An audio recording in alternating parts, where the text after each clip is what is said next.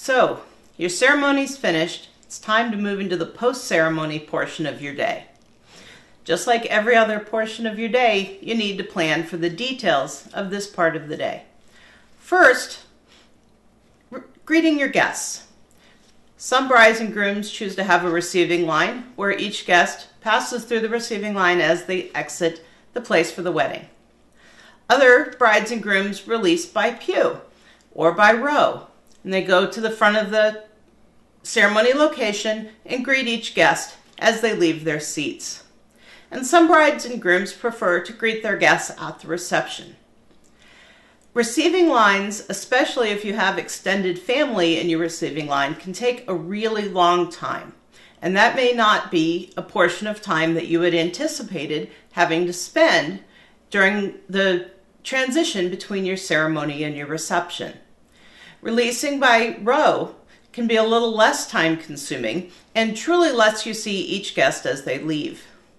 And if you want to go ahead and move on with your day, greeting people at the reception is a perfectly good alternative. So your guests have exited. Now what? Well, you're probably going to need to take some pictures. If you saw the groom before the ceremony, then you may have already had some of your formal pictures taken. But most families still have a few extended family pictures and stuff like that that they want to take. So be sure that you budget that amount of time and that you talk to your photographer about how long that portion of the day will be. Many brides and grooms, especially if you're getting married at a church or location other than your reception, like to leave with a big exit with bubbles or birdseed. The traditional rice isn't used very much, usually because the locations don't allow it. But how are you going to have that big exit that you want? Well, one thing you need to do is make that exit fairly shortly after the ceremony ends. You may need to come back inside to do pictures or take care of other details. But if you want your guests to all be standing there and waiting for you to make that exit, you need to make that fairly soon after the ceremony ends.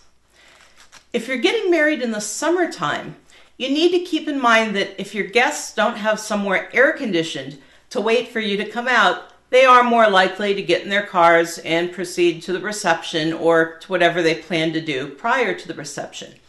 So if it's the hottest weekend in June, you don't want to leave people standing on the steps of the church waiting for you if you possibly can.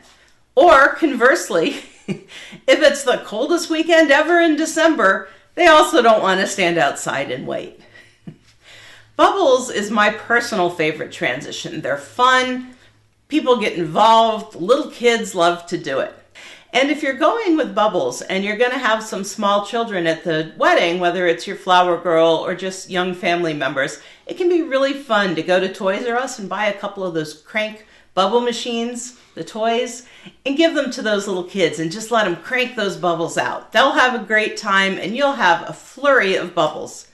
But whatever you're planning for your exit, be sure that you have the supplies available. Small bottles of bubbles, small packages of birdseed, whatever you're going to do, and be sure that you have them located close to the door and that you have someone in charge of passing them out as they go through.